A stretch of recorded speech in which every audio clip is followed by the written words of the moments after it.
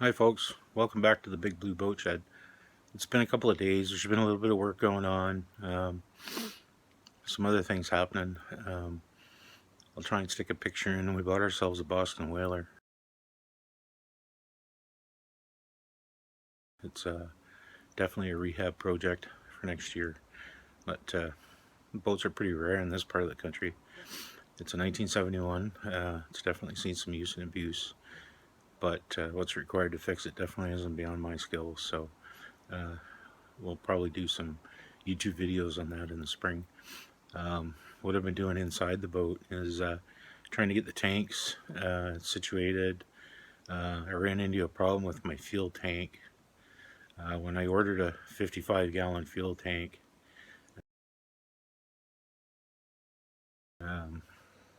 we got it from Marine Outfitters, I think it was called, and we drove down and picked them up and made a little mini vacation out of it. I picked up the fuel tanks and the water tanks at the same time. Never checked, put them away. That was probably 8 years ago when we bought those tanks.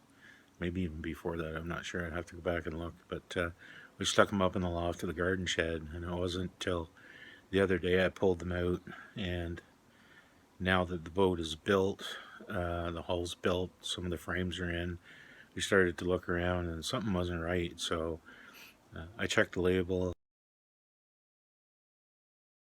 and sure enough, they're 58-gallon tanks, which you wouldn't think that 3 gallons would make that big of a difference, but the tanks are actually 4 inches longer, and they no longer fit in between the frames. So I'm just gonna switch over here and show you.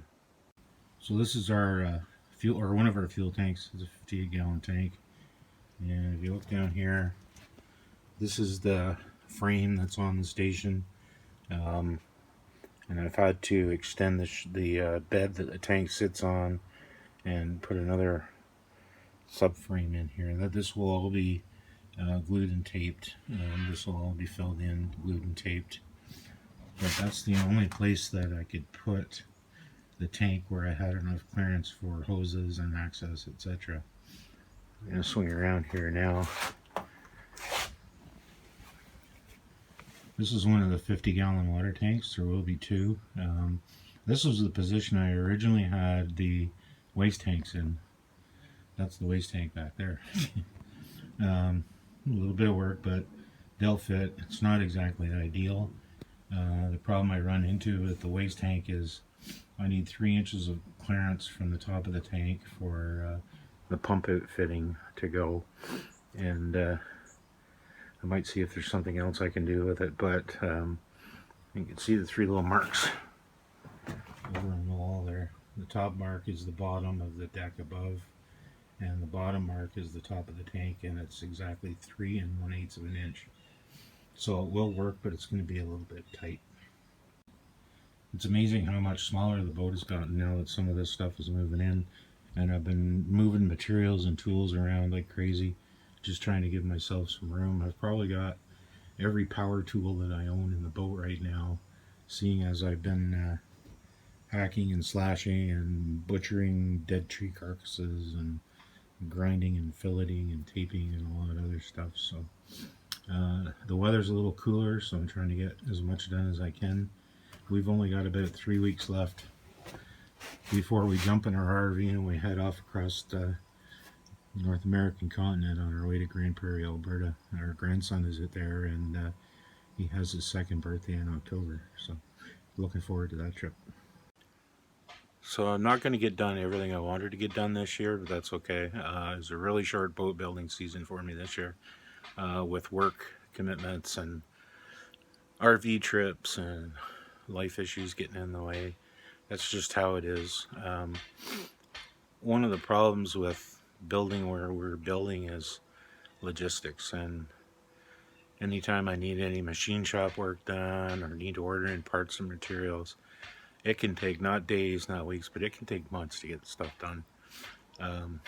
The prop shaft is currently out of the boat. Had to be shortened 3 inches. That was my mistake.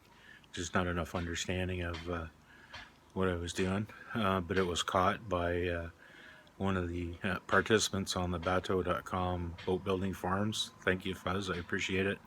I didn't know I had bad information, and the information you get off the internet is worth exactly what you pay for it. So that was good. I mean, that's why we participate in those forums and we exchange information, and I've certainly learned a lot of things I didn't know, and there's a lot of stuff that I still don't know, and I'll continue to make mistakes, but that's okay. If someone catches it, I really appreciate you bringing it to my attention, and that's why we're all here. So I was going to try and make a movie of actually making the tank beds, but it just would have ended up movie of me climbing in and out of the boat, looking for tools, taking for measurements, cutting wood, back into the boat, up and down. Not very exciting stuff. Just about as bad as watching me sand stuff. So I spared you. I hope you appreciate that. Thanks for looking in. I'll try and get another update in a couple of days. When these tank platforms are in and done and taped and glued and all that other good stuff, we'll have to move a bunch of stuff around and get to work on the other side of the boat. So thanks again for looking in. Like, share, and favorite our movie if you enjoyed it. If you didn't, give us a thumbs down. If you enjoyed it, give us a thumbs up. Any comments you leave are well appreciated, and we will answer them when we can. So again, thanks.